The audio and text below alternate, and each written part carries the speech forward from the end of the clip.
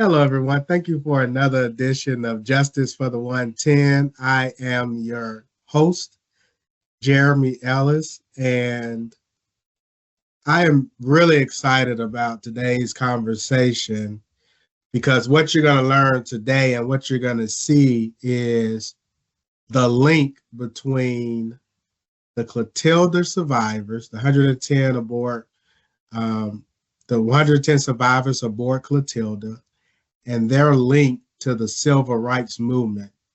A lot of people don't understand or know that on July the 8th, 1860, which was only a couple of decades from the start of the civil rights movement, the link and the overlap between the survivors of the 110, and specifically the last Clotilda survivor, and also possibly the last known Middle Passage survivor, who was two at the time, um, would end up living in the Selma, Alabama area, the Black Belt, and having a linkage between the final voyage of Clotilda as well as the start of the civil rights movement. So today, I am honored to have, I believe it's one of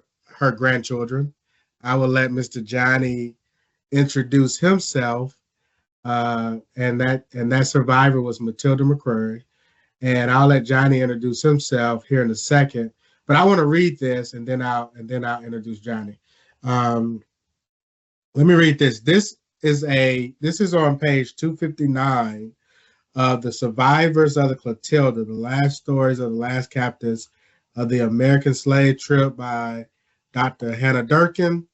And on page 259, in the chapter, The Courthouse, she writes, and just bear with me as I read this, that probably explains why Matilda, a woman who spent her life working in the cotton fields of Wilcox and Dallas counties, ended up relocating to her youngest daughter, Emma Holland's house in the center of the city in 1936. Matilda was living in the Green Street property when she suffered a stroke in September 1939. The African woman lived on for another 4 months before her death on Saturday, the 13th January 1940. At the age of 81 or 82, 1 mile away, the building that for years housed her former employers and landlords, the Atkins grocery store, still stood at 1100 Water Avenue. A few feet south of the store, a new Alabama River crossing was near completion. The Edmund Pettus Bridge, which was named for a famous Confederate and Klan leader, and later became one of the most iconic sites of the civil rights movement, was formally opened on May 25th. Last paragraph. Matilda never achieved formal recognition as a Middle Passage survivor in her lifetime, and she never received compensation for the many crimes she and her family endured. The last Clotilda survivor and last known Middle Passage survivor was buried without public fanfare on January 16th, surrounded by her remaining children and grandchildren and the trees in Martin Station Cemetery. I would like to introduce our audience to Mr. Johnny Crear, and he is a Clotilda Descendants Association member. He is someone who I've had the privilege of getting to know because of this relationship in this community we formed as descendants of the 110. And the very first question before I get the audience, before you tell the audience who you are and your lineage to Matilda, my first question is, were you at the cemetery on the day that she was buried? Do you recall being there at all? Uh, Jeremy, I have a recollection that was verified by one of my sisters. I remember as a three and a half year old, almost falling into Matilda's grave. And over the years, you wonder sometimes if what you remember was accurate. And one of my sisters, who was quite a few years older, remembered. So that kind of a strange thing for a, say, 3.5, almost 4 year old to remember. But it was one of the things with kids, you running around playing and slipped. And I'm happy you were able to confirm. And I do want you to introduce yourself to the audience, and through your introduction, or through today's conversation, folks are going to learn that not only are you I believe the grandson, correct me if I'm wrong, but I believe not only are you the grandson of Matilda McCrear, but you are also, when I talk about the linkage between the 110 and the descendants and the civil rights movement, you are also a foot soldier.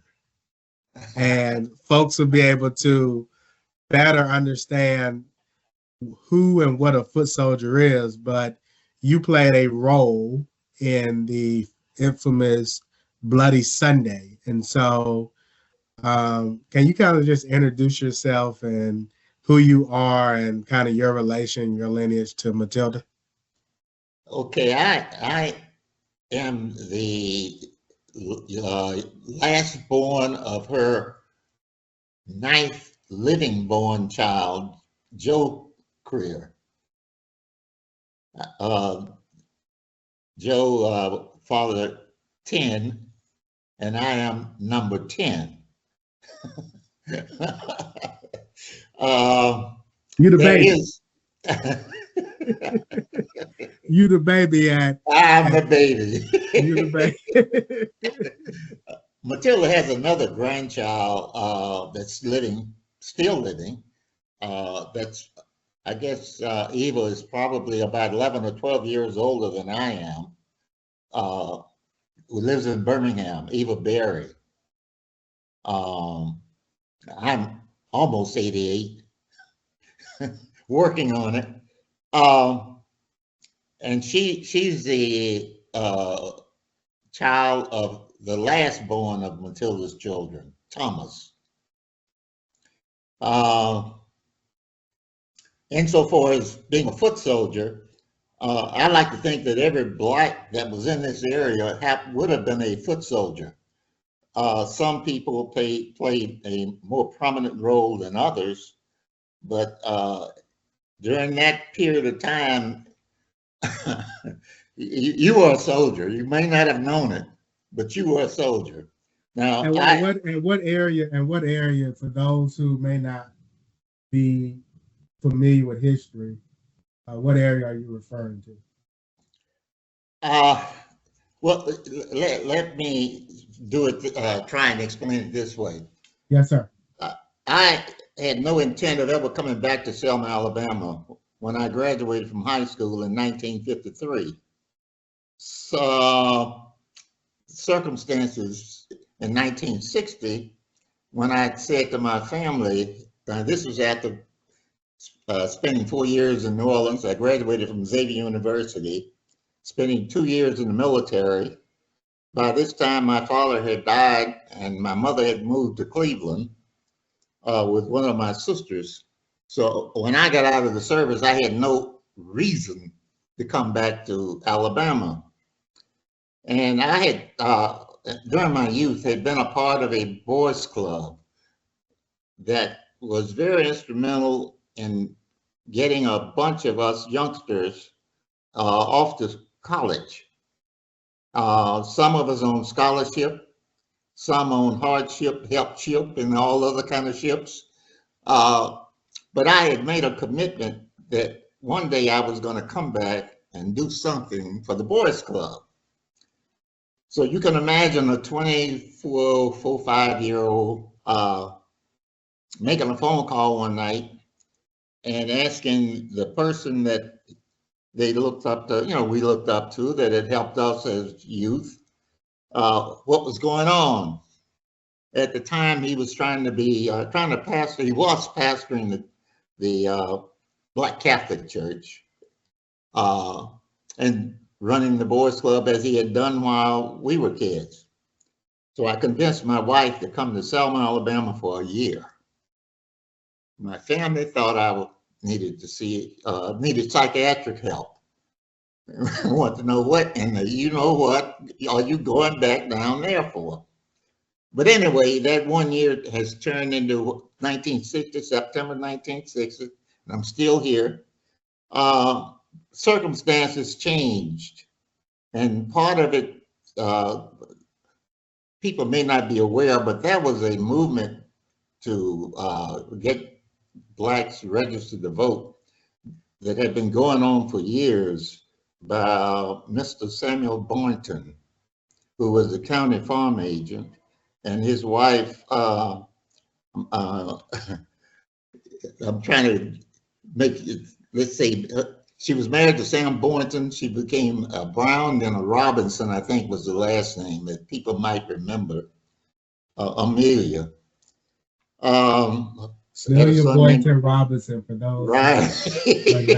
are not familiar, once again, showing that linkage between the 110 survivors and the civil rights movement.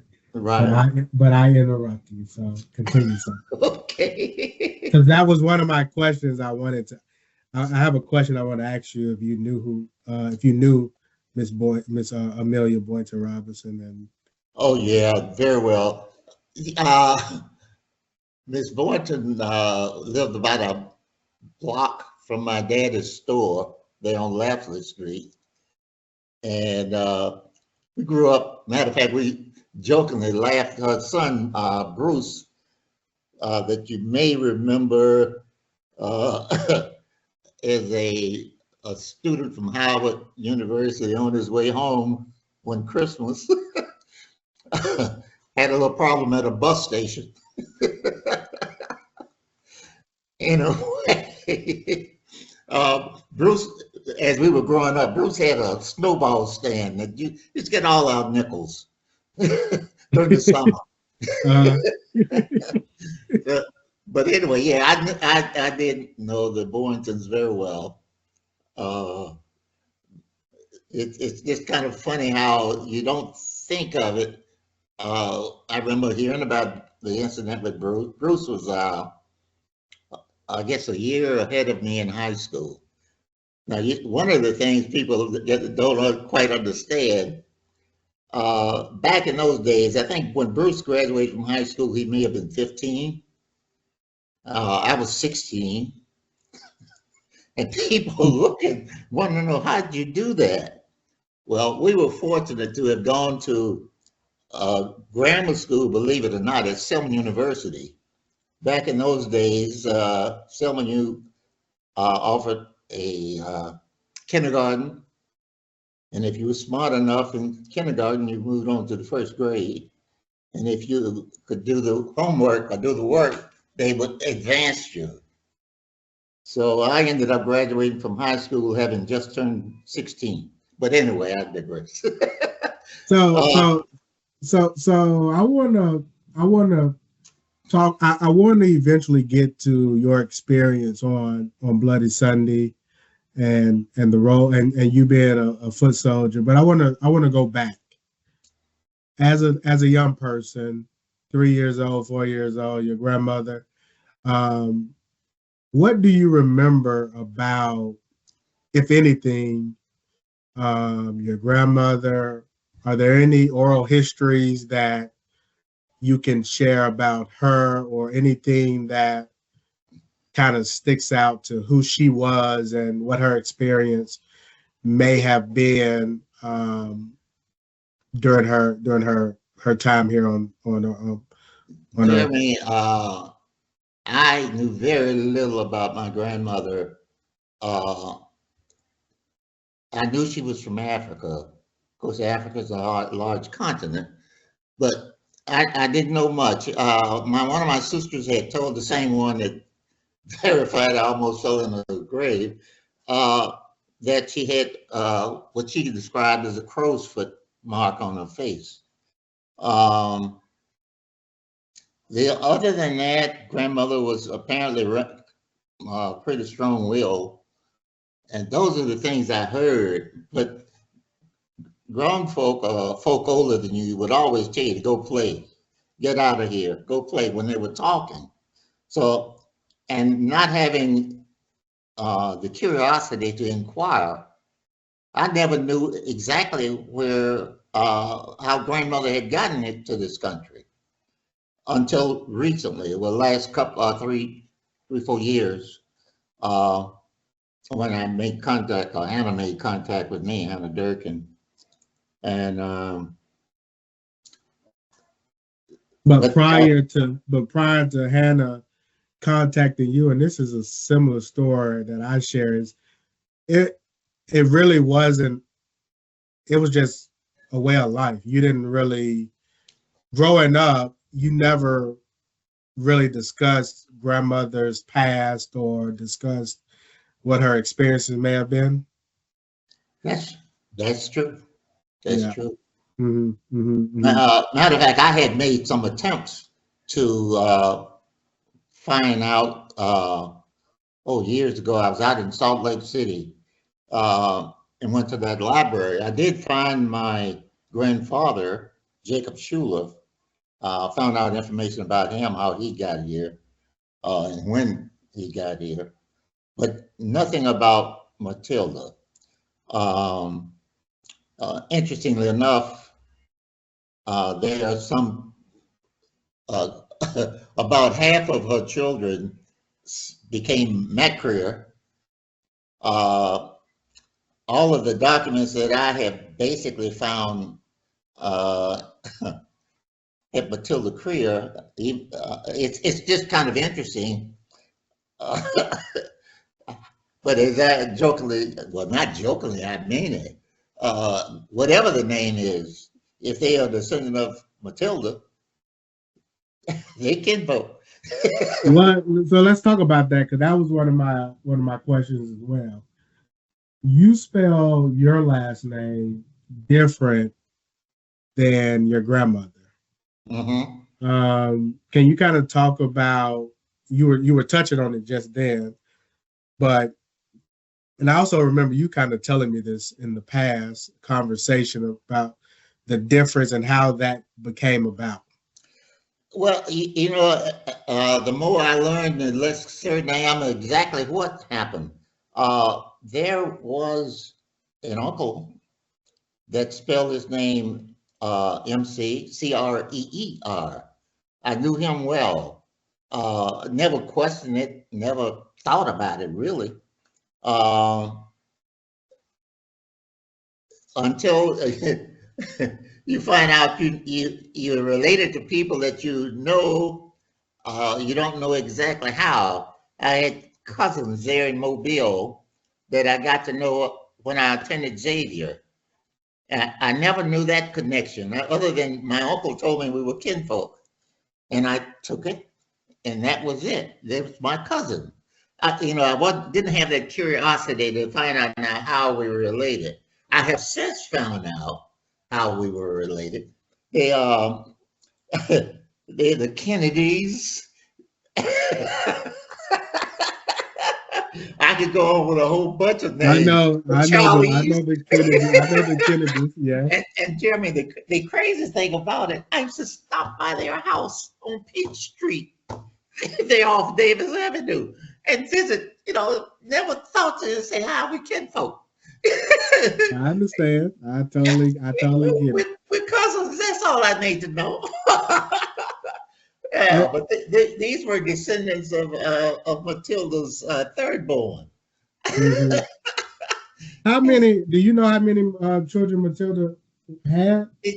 There were 10 that lived. That's as best I have been able to find out, and that's taken, I guess, basically from one of those censuses where the questioner may have asked her about living children.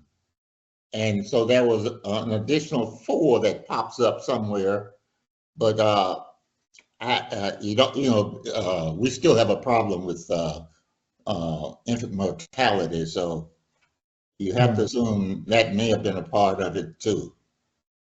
From my research, it sounded like, and from what I've read, whether that's Dr. Durkin's book or Sylvia Ann Doofus' book, but Matilda might have been as young as 2. Yeah. With her mother, Gracie, I believe, and Right. and her 2 sisters in the cargo hold of Clotilda. When you learned of that detail, what are your initial thoughts, knowing that your grandmother at the age of 2, with your aunts and your great grandmother being in that cargo hold for about 45 days or so? What's your, probably the youngest? She's probably the youngest. Yeah. Clinging to her mother. What's your initial thoughts and when you hear that? My actual initial reaction was one of anger, and at some point after going through that little phase, you sit back and say, well, look, it's unfortunate that she and the family had went through that. But being realistic, I wouldn't be here if she had not come here. Now, I don't know if that makes a whole lot of sense to folk, but I was really angry, and to some extent I still am. Don't get me wrong, but I am also realistic about circumstances and how things happen. Bad things happen to good folk that sometimes you have to. Well, you don't have much choice. This outcome of their voyage, all that they went through, has produced a. Oh man, I was I believe may have been Sylvia Ann Dioff. I was talking with once, um, and just in my family, just in the Joe Crear, the next to last child group, trying to count up. I think I got probably just in my family in excess of 140. And that was not even taking in consideration that there are all the nephews and whatever with children that I don't know. And now you look at, you from Mobile, I was flabbergasted when I looked at the offsprings from her third born, the Kennedys, the Charlies, and man, God. I remember looking at the obituary of Leroy Kennedy's wife. That's produced Yvonne and all of them. And I could not believe the number of folk that was listen. It's mind-boggling. And I know it didn't include all of the grandkids and the kids and whatever. But just stop and think about the population from that trip, from that Clotilda.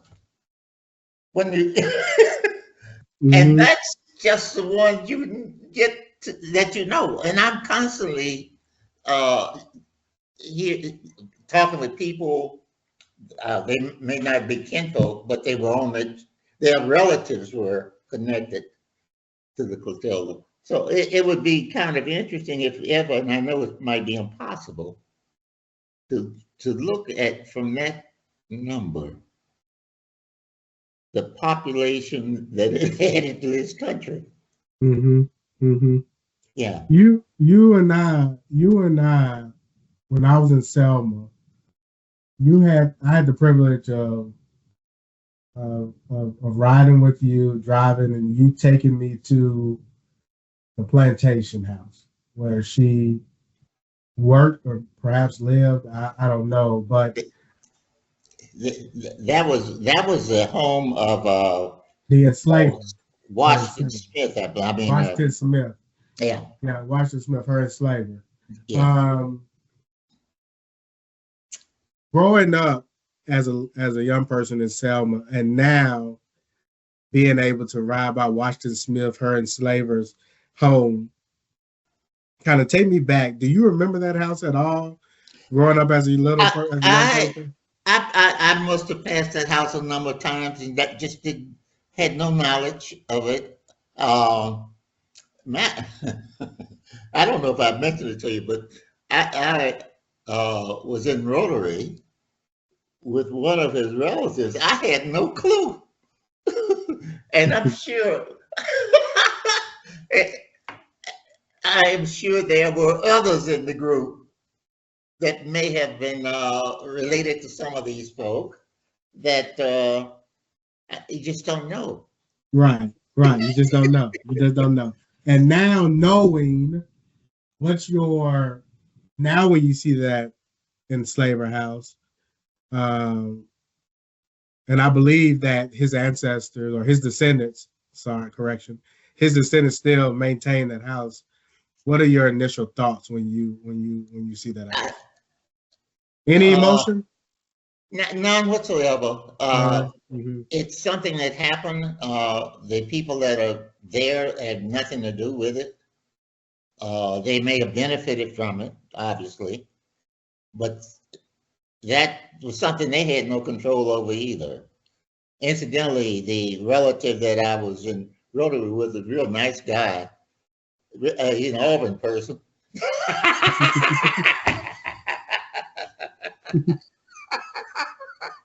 But he had no he had nothing to do with what his ancestors did. There was another one that again Rotarian fellow, nice as could be, was very involved in civic affairs. Um, but one of his relatives was captain of one of the ships. Yeah, it is interesting though to have a little bit knowledge of history, and then to meet some of the to actually know some of the ancestors of the slavers and whatever. It's kind of an interesting thing. So let me ask you this. Let's fast forward then. You grew up in Selma. I talked about the linkage between a number of the 110. You mentioned Miss Amelia Boynton.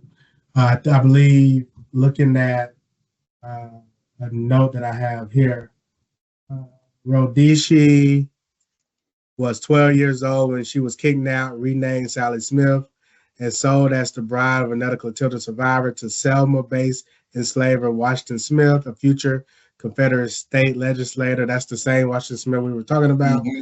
During the final years of her life, Ridoshi was a friend of future civil rights leader Amelia Boynton Robinson, who remembered her weekly encounters with the elderly woman as young as her richest experiences in the 1930s. Boynton Robinson led a 30-year voting rights campaign in and around Selma with her husband Samuel and four others. Her invitation, her being Miss Boynton Robinson, to Dr. King to visit Selma after her husband's death, accumulated in Selma the Montgomery marches and the 1965 Voting Rights Act. Before I hop into Miss Robinson, did you ever know Ridoshi or renamed No, the Sally Smith? Did you know that name at all? no, no, Yeah. Okay. no. So let's talk about Selma, Alabama. Let's talk about Johnny growing up as a young person, returning back, and eventually participating into Bloody Sunday. You've had the privilege of meeting the president, President Barack Obama, and have the picture to prove it. But What was Selma like back in your early ages, and how did you get involved in in what would lead up to Bloody Sunday? What was your experience? Well, say growing up in Selma, And what's the time period, if you don't mind just sharing? uh, 40s, let's say 50s. 1940, late 40s, uh, till I finished high school at 16 and 53. Uh, it was like all southern places, and some in the now that's not so southern. Uh, there was segregation. You knew where you could go, where you couldn't go. My dad ran a grocery store right down the street from the Boyntons. I worked in it, delivered groceries to people in the black neighborhood. What was the Uh, name of the grocery store? it was Crear Groceries. Career Groceries. Okay. Uh-huh. It's right there adjacent to Selma University on that corner. Um, in that particular building, right next to it was a printing shop. Next to it, there was a beauty, well, we call it hairdresser. A hairdresser. There you go. Put it where the ghost could get it. A hairdresser. And next to that was the dry cleaners. And so in that little section, you had four businesses, all black owned. That was another interesting thing about growing up. There were a lot of black businesses. There were. It's just kind of interesting to see the demise of the black institutions, of black businesses. But there was almost a grocery store that may have been small on dang near every other corner. You just look, dirt roads, dirt streets. I usually used to tell my kids as they were growing up. There were three paved streets that I remember in Selma. There was Lafley Street, Broad Street, and there was one other one. But other than that, you were going up dirt roads. Um, so the kids, we played in streets, the usual things. But my life was pretty much confined to less, I guess, maybe a mile, couple miles square. You just didn't go out. If you went outside of that, your parents knew it, and you had to answer to them for how come you did what they told you not to do, and you had to answer. The community was more cohesive. People helped each other. They helped raise each other. I always reflect on the strangeness of people making fun of Hillary Clinton when she said it takes a village to raise a child. And I'm thinking, well, goodness gracious, if anybody should understand that, it's us. Because that's the way I was raised. The people across the street could spank my behind just like, no problem. That if I got out of the line and I got spanked by one of them, my parents would probably congratulate them. But they weren't doing it out of trying to be mean or anything. They were trying to help keep you on the straight and narrow. Mm-hmm. This might sound strange, but I was telling my kids were telling you, I used to share with them some interesting stuff. But right across the street from us was a bootlegger. Hey, Mr. Joe was fine. He treated everybody kind. He sold his booze.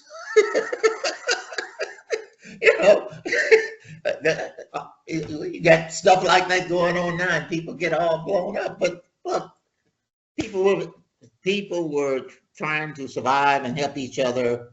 They shared whatever they grew in their gardens. it was just an interesting time to grow And up. and you grew up in, like you mentioned, the late 40s, early 50s. You left, you came back. When you returned to Selma, what you thought would be for a year, where were we, or where was America in the civil rights movement Uh, at that point when you returned? See, that is an interesting question because uh, the thing that really kicked off activity, Courageous Act. uh, yeah, would have come about when a Bernard Lafayette, Dr. Bernard Lafayette, and his wife at that time came in here. Uh, just imagine, I would have been maybe 25, 26, and they were younger than that. Mm. And to have the nerve to come into a community like Selma to conduct activities. Now, a lot of people don't understand or don't realize that initially the the civil rights movement, the marches, demonstrations, and all were by high school kids. Mm-hmm. Matter of fact, that was one one of my frustrations because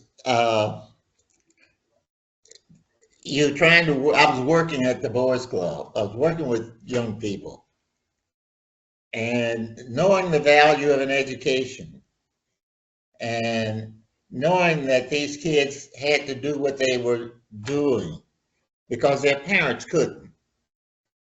The parents had jobs that if they got involved, and some did, and got fired, then their livelihood or their way of survival, the parents' way of making a living was curtailed. So the Mm-hmm. kids suffered.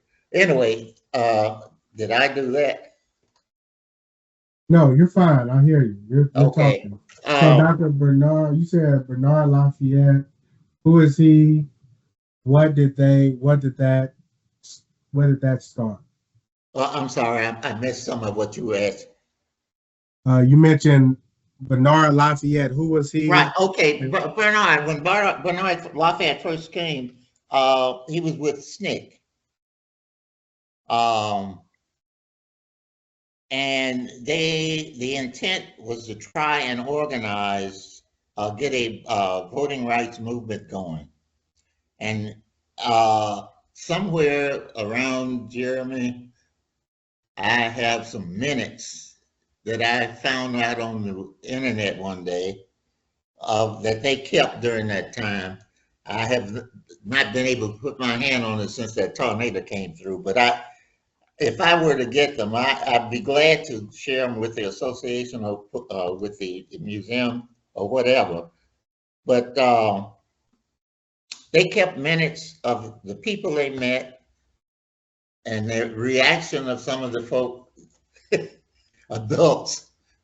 Uh, but it was mostly high school students that were out demonstrating and getting arrested initially. And some of those were your students at the Boys and Girls Club? Pardon? Some of those were your students at the Boys Yeah, and well, Girls Club? yeah. Yeah, that was the part of it that was hard to deal with.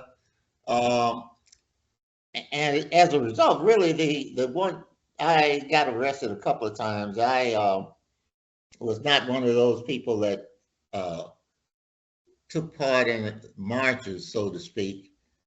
The word was that if you cannot stand to be hit, don't get in the march. And the times I got arrested will let you know I could not.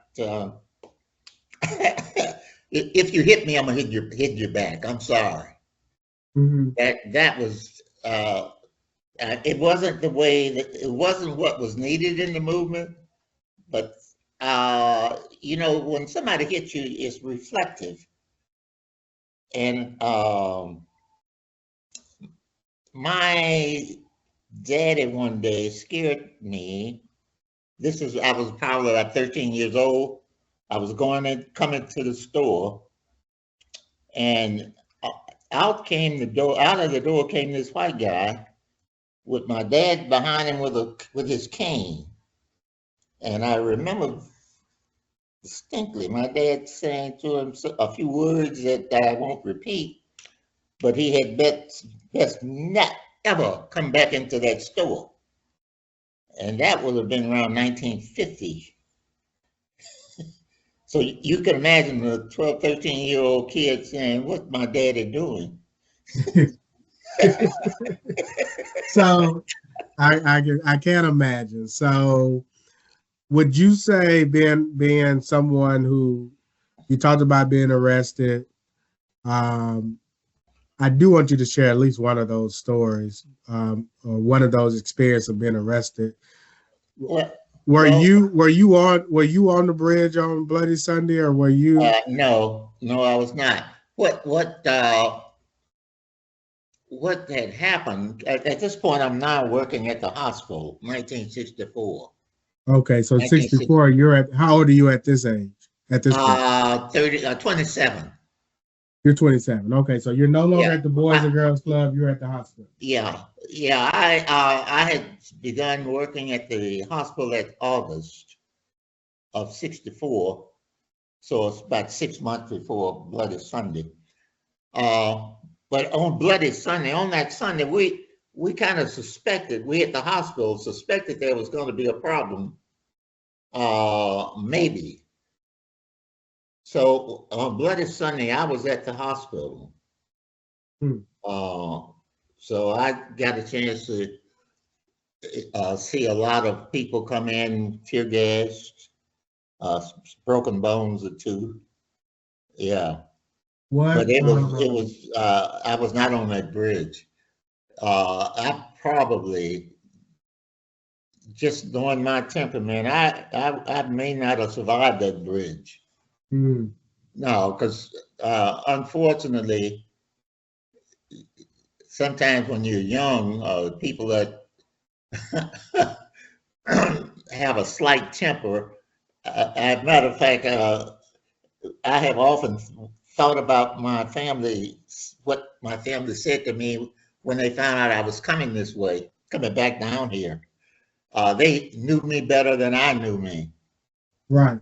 because, again, I was talking about my frustration of having to uh, try and work with the young people, knowing that they were doing what needed to be done, but also realizing they needed to be in school. One of the times I got arrested, I had gone by to talk with my boss about my frustration with the situation. And Uh, this is before or after the Bloody Sunday? this was before. Okay. Yeah, this was before. This would have been probably, oh gosh, it may have been even a year before almost. Yes, sir. Yeah, I think it was because it made jet September, October '63. Mm-hmm. Yeah. Um, anyway, I left his office, went to the post office, decided to stop by Brown Chapel's church. At this point, all deputies, the sheriff deputies, and anybody that had a uniform on had the George C. Carver project area surrounded.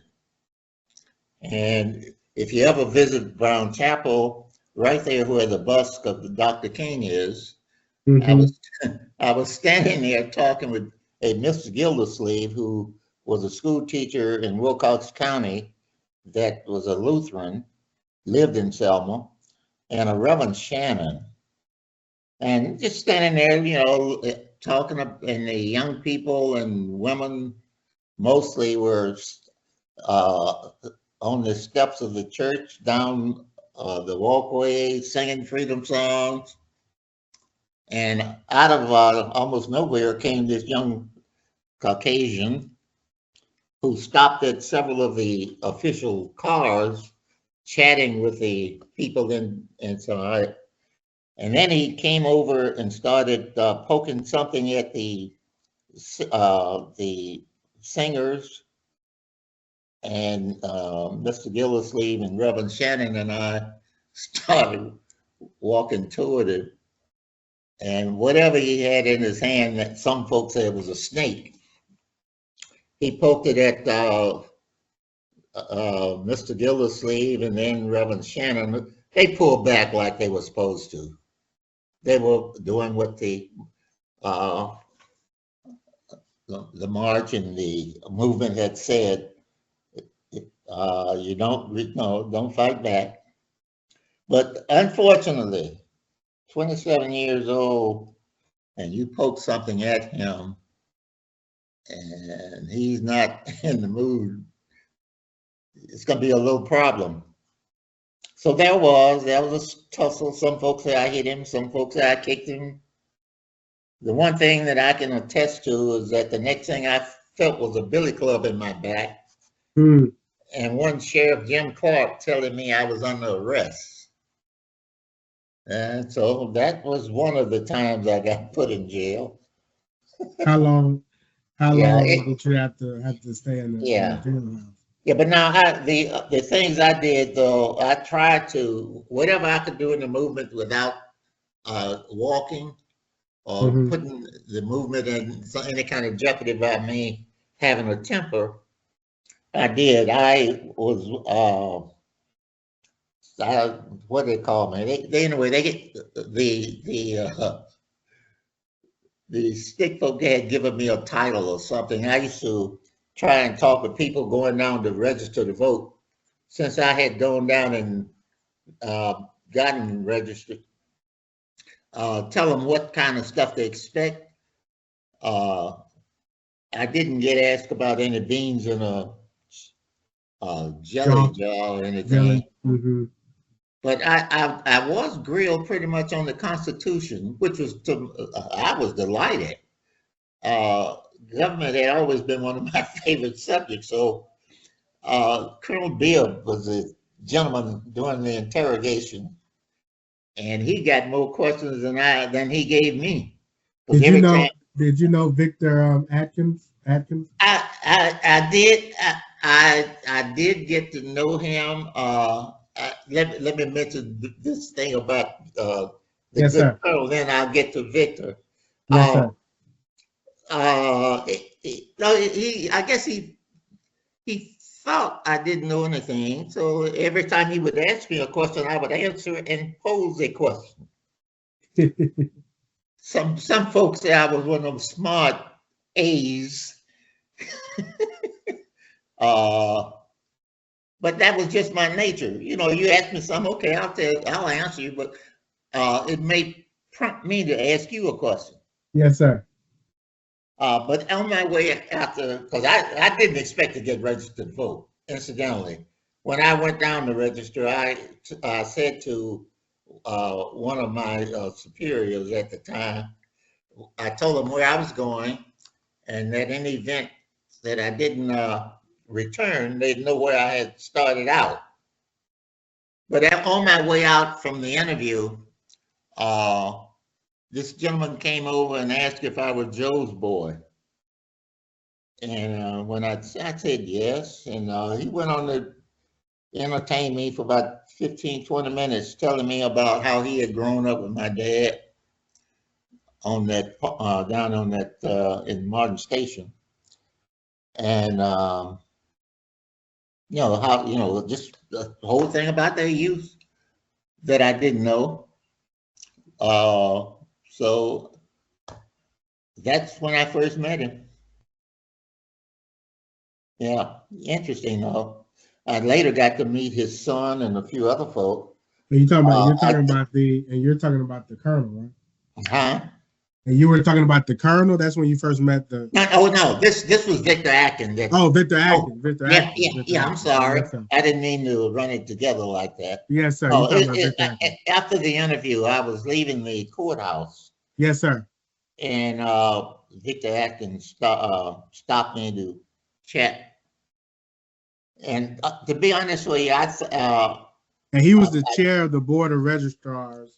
right, but you know, Jeremy, I have recently since found out that there was a law federal there had been a lawsuit filed against the registrar's office, and Atkins was probably was one of those that they had replaced some of the old folk with to clean up what the lawsuit claimed. Mm. So you know,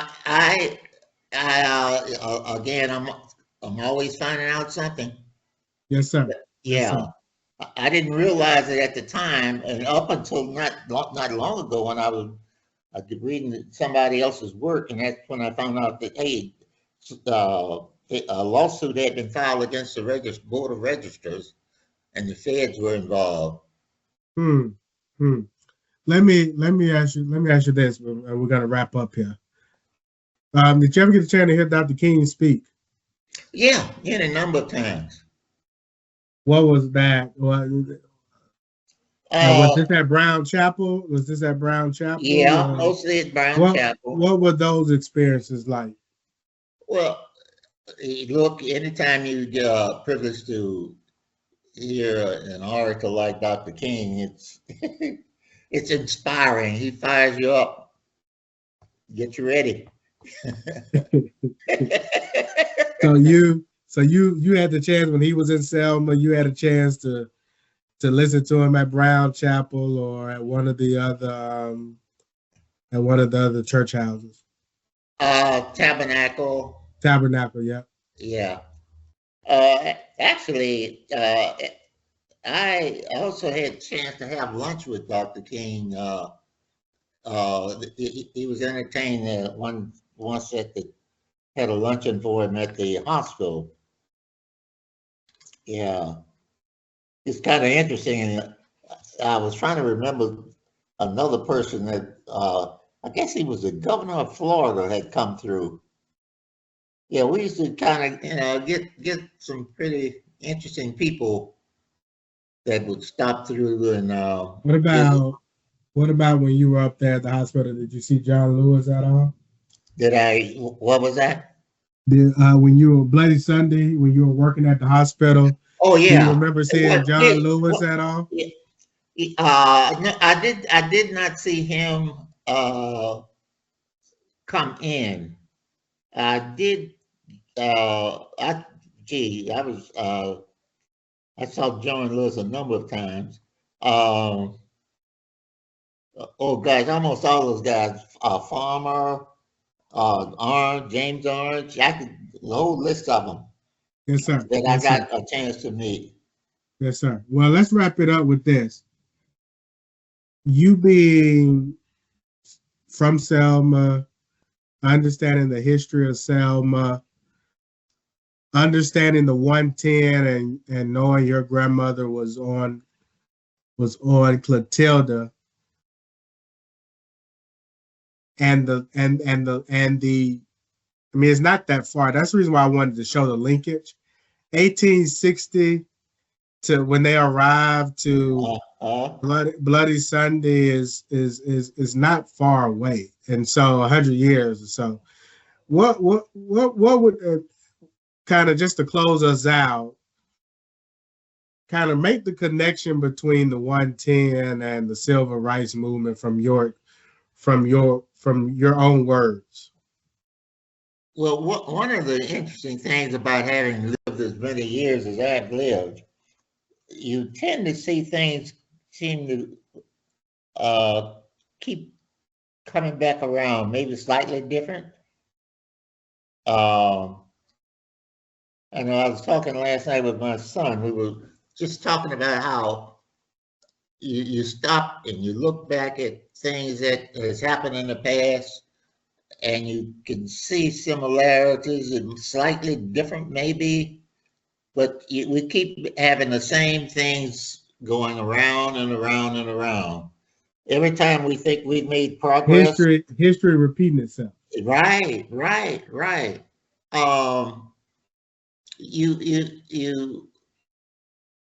You think, and I guess you every time you think you've made a couple of steps forward, you look around and there's a step backwards, and you're still dealing with some of the same stuff all over again, maybe in a slightly different form. Yes, sir.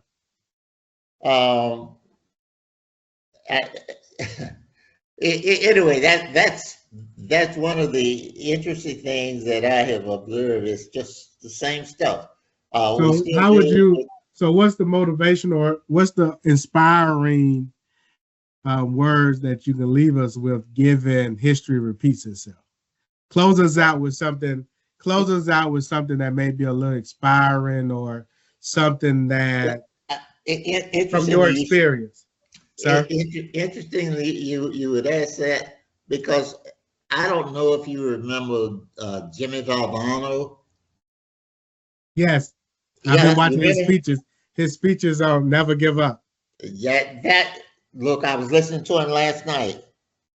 That was obviously a replay of his speech, and every time I hear that, it's the thing that I would say all of us ought to hold dear to heart. We never give up. We never give up. We keep pushing forward. Because as he said, the cure for cancer may not help him. Same thing we could say about living conditions or whatever. But if we keep pushing, keep trying, it's going to benefit our children, our children's children down the road. And I think that is the perfect way to end today's episode. It kind of makes me think of the 110 who were in that cargo hold and would arrive, those that would make it, the survivors, on July the 8th, and they never gave up. Likewise, those of you foot soldiers who were in Selma and who experienced civil rights, they never gave up. And even today, the role that I play for the next generation and for my daughter is to never give up. So I think we'll end. I think that's actually a perfect way to end today's conversation. And I just want to say thank you, Johnny, for agreeing. I mean, in order for us to have this, we went through. It was dealing with the technical difficulties. It took us a while, but thank you for your dedication and your commitment to talking with us and just sharing a little bit about your experience and growing up. So thank you, sir. Okay, no problem. And thank y'all who listened in and joined us.